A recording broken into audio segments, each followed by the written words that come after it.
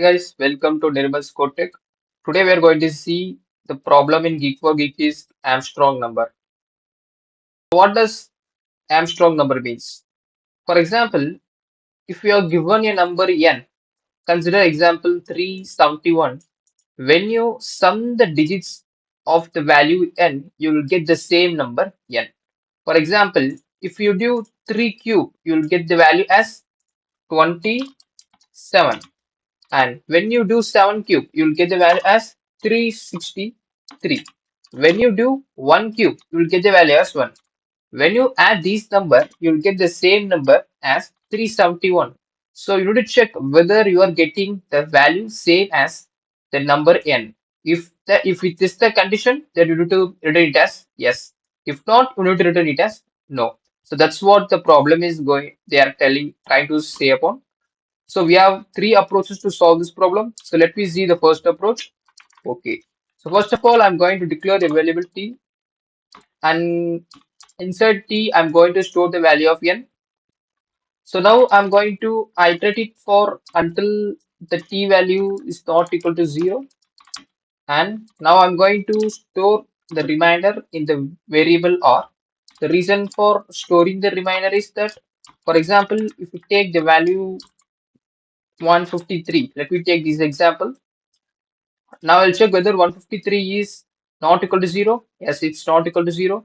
And I need to I need to see the digits which are present in n.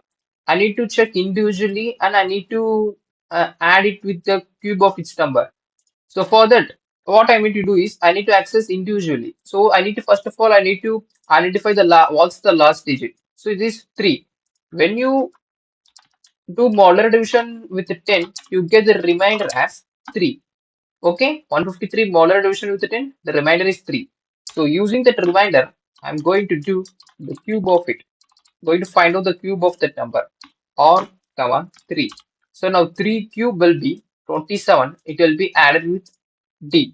So d will be initially 0. And after adding this, I need to find out the next digit. What is the next digit? 5. So for that case, I'm going to divide t by 10. So when you divide t by 10, 153 divided by 10, you get the value as 15. So when you get 15, it will move on to the next iteration. It will check whether 15 is not equal to 0. As it is 15 is not equal to 0. Now you will check whether 15 modular division with the 10 is equal to 5. Okay, 15 molar division with 10, you'll get the remainder as 5. Now that will be added with d plus math dot power of r comma 3. Now 5 cube is 125. So 125 will be added with the previous value what we have stored is 27. That will be added with this, and these both values will be added and stored in d. So after this, now 115 will be divided by 10 and you will get the value as 1. Now we'll check whether 1 is not equal to 0, true, and 1 molar division with 10 is 1, and you are going to do 125 plus 27 plus you are going to add extra number 1. So in that case, when you add these three number, you will get the value as 153. So that will be stored in D, and at last I need to check whether this D is equal to n. If it's the condition, then I will return it as yes. If not, I will return no. So that's what this problem is going to take upon. So let me see how our approach is running on. Okay, I got cannot find symbol D.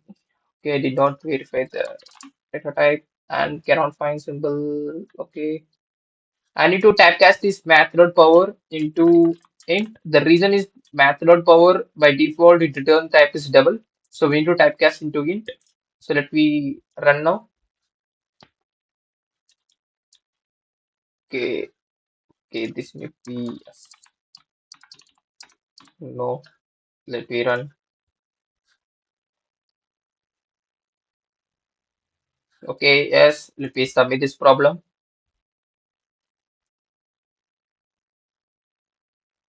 The test case are passing well.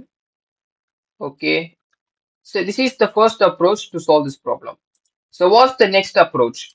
The next approach is I'm going to convert the value of n to string. How the number gets converted to string and how we can able to find out whether the particular number is an Armstrong number or not. I'll tell you. String str equal to string dot value of n. So now I have converted the value n to string. So now str will store the value of n, but its data type is string. Okay. So now I'm going to iterate it for I equal to 0, I is less than str dot length and I plus plus. Now I'm going to add that number d equal to d plus. I'm going to do math dot power of integer dot parse int of str string dot value of str dot character. I know the syntax is very big, but what I'm doing here is inside method power we need to pass a number, okay, from here. So after this method power and it's okay, comma 3, okay. Now what I'm going to do is that inside this method power we need to pass that integer here. So initially we all know that we have convert the value n to string.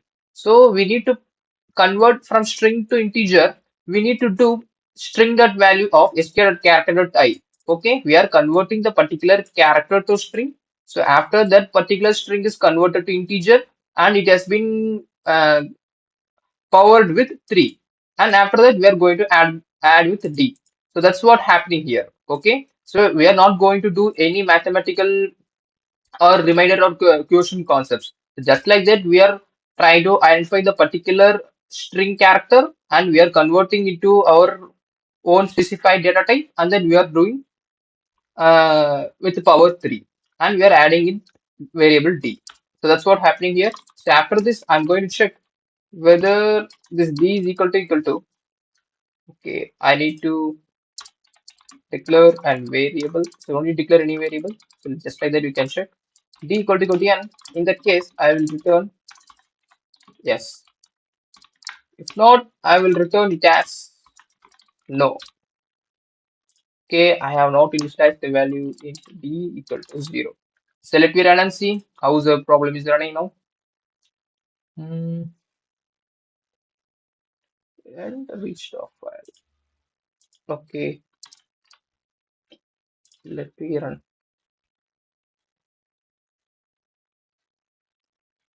Okay, we need to convert typecast into int. Okay,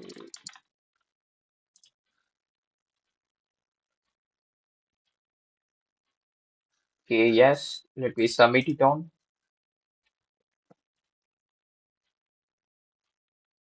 So you can see the all test cases are passing well. And the third approach is very simple. Very simple. Just like that, you see, wait just a minute. Okay. You see the constraints here. They are going to give the value from 100 to 1000. So just you need to check what are the Armstrong numbers between 100 to 1000. We get 153 and then we have 370, 371 and then 407. So these are Armstrong numbers which are present between 100 to 1000. So now what I'm going to do this is if n is equal to 150, 153 or n is equal to 370 or n is equal to 371 or n is equal to 407. In that case, I will return it as yes. Else, I will return it as no. So these are the only number which are present between 100 to 1000 which are Armstrong number. If you want, you can able to check it. Let me run and see. whether this is the only number which are present between 100 to 1000. Yes, it's giving yes. Let me submit and see. Test case of processing. Yes. See, these are three approaches to solve this problem. Each and every approach have a different method, but the what the value we are going to return is same. Okay. So let me see in our next problem. Bye.